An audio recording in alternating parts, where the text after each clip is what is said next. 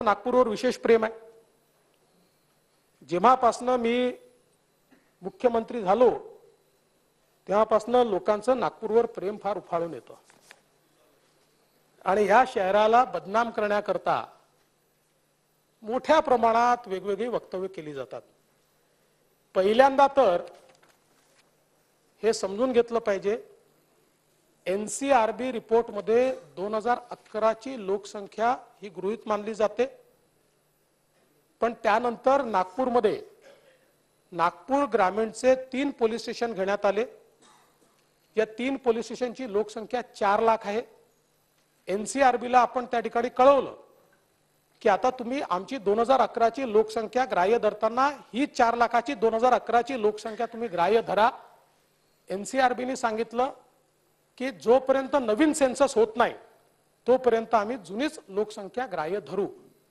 आणि म्हणून या ठिकाणी त्या 3 पोलीस स्टेशनची 4 लाखाची लोकसंख्या ग्राह्य न धरता फक्त तिथल्या गुन्ह्यांची संख्या ही ग्राह्य धरली जाते।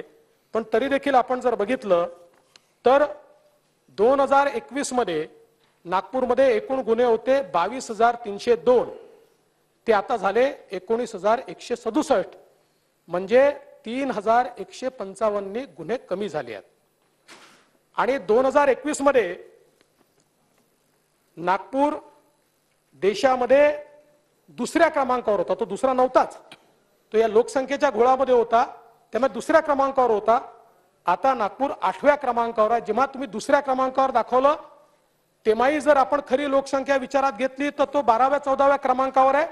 आणि आता तर देशामध्ये एनसीआरबी रिपोर्ट मध्ये 8व्या क्रमांकावर जर आपण म्हटला तर तो 22व्या 23व्या क्रमांकावर आहे। त्यामुळे विनाकारण नागपूरला क्राइम सिटी, नागपूरचा क्राइम वाढलाय, अशा प्रकारे नागपूरला बदनाम करून नागपूरमध्ये येणाऱ्या इन्व्हेस्टमेंटला या ठिकाणी खोडा घालण्याचा प्रयत्न बंद केला पाहिजे, अशी माझी अतिशय स्पष्टपणे या ठिकाणी विनंती आहे। आपण जर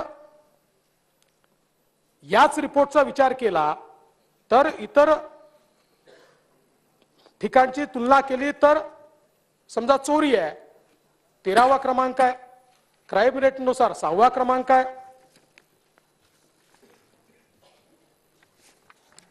खुनाच्या संदर्भात 2021 मध्ये 95 खून होते, आता 65 झाले, म्हणजे 33% घट आहे।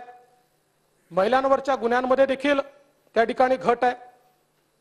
बलात्कारांच्या घटनेमध्ये नागपूर आता एनसीआरबीच्या 4थ्यावरनं 6व्या क्रमांकावर गेलेला आहे।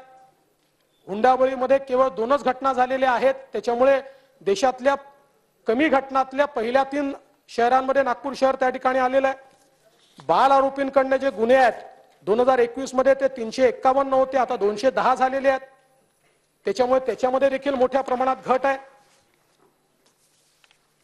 आणि आपण जर विचार केला तर या सगळ्या गोष्टींचा विचार केल्यानंतर अतिशय स्पष्टपणे दिसतंय की जाणीवपूर्वक